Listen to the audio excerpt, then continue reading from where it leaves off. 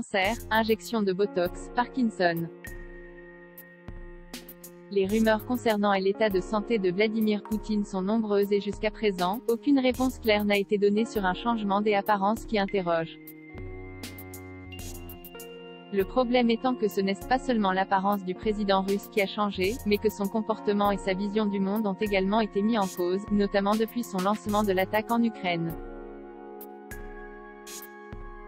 Selon des déclarations faites au Mail on Sunday, il n'y a que des sources d'origine humaine qui pourraient vous peindre de façon si précise l'état psychologique de Poutine. Au cours de ces 5 dernières années, il y a eu un changement notable dans la façon dont il prend ses décisions. Les gens proches de lui ont remarqué une altération dans la pertinence et la clarté de ce qu'il dit et la façon dont il perçoit le monde autour de lui. Une altération qui a déjà été pointée du doigt et qui avait, déjà à l'époque, provoqué une réaction de la part du Kremlin.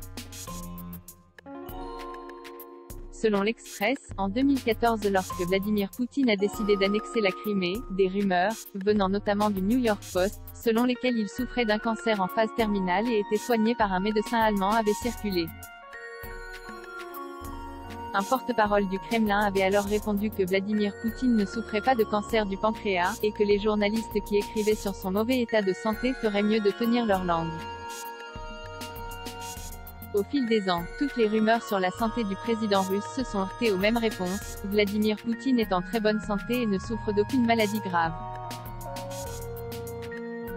Un trouble mental plutôt que physique.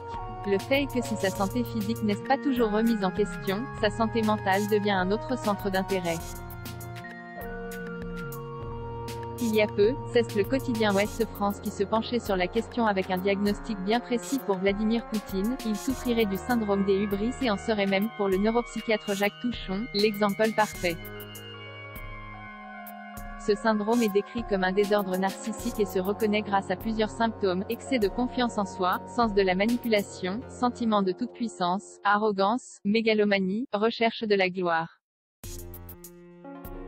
Des traits caractéristiques facilement visibles chez Vladimir Poutine pour lui attribuer un syndrome qui, s'il est avéré, pourrait expliquer bien des choses.